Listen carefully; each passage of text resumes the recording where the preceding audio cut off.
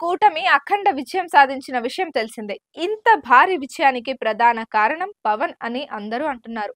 అతను YCP vote చీలనివ్వకుండా కూటమిగా ఏర్పడి ఇంత భారీ విజయం దక్కేలా చేశారు.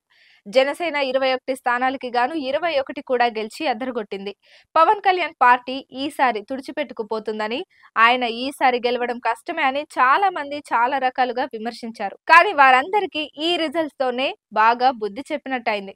అయితే పవన్ ని ఇన్నాళ్లు విమర్శించిన వారు ఇప్పుడు ట్రోలింగ్ తాకిడికి తట్టుకోలేకపోతున్నారు. యాంకర్ శ్యామల ఇటీవల ఎన్నికల ప్రచారంలోనూ, అలానే రీసెంట్ గా ఇంటర్వ్యూలోనూ పవన్ కళ్యాణ్ ఆవేశపడడం, ఆయాసపడడం తప్ప ఇతరులకు సహాయపడడం తానెప్పుడు చూడలేదని ఘాటు వ్యాఖ్యలు చేసింది. బేబీ చిత్ర నిర్మాత ఎస్కేఎన్ శ్యామలపై సెటైరికల్ గా కౌంటర్ వేశారు. నితిన్ ఆ చిత్రంలోని వెళ్లిపోకే శ్యామల ఏమీ బాగాలేదు అంటూ పాటని షేర్ చేశాడు. ఇక మిగతా వారైతే ఆమె ఓ రేంజ్ లో ఆడేసుకుంటున్నారు. అలానే పోసాని కృష్ణమురళిని కూడా తెగ తిట్టిపోస్తున్నారు.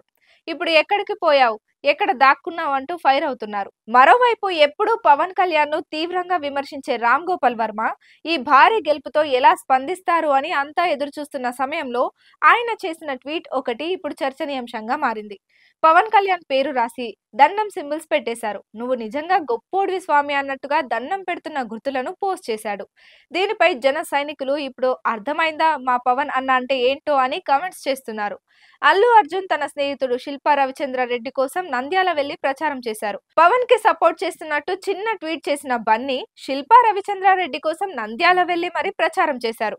అయితే బన్నీ ప్రచారం ఆయన స్నేహితుడికి ఉపయోగం కాలేదు. అయితే ఇలాంటి సమయంలో రెండోసారి మళ్లీ తప్పు పునరావృతం కాకుండా ఉండేందుకు పవన్ కళ్యాణ్ పిఠాపురం నుండి గెలిచారు అని ప్రకటన వెలువడిన కొన్ని నిమిషాలకే పవన్ కళ్యాణ్ ని అభినందిస్తూ ఎక్స్ లో ఆలస్యం కాకుండా పోస్ట్ పెట్టారు అల్లు అర్జున్. దీనిపై కూడా కొందరు నెటిజన్స్ అల్లు అర్జున్ ని తెగ ట్రోల్ చేస్తున్నారు.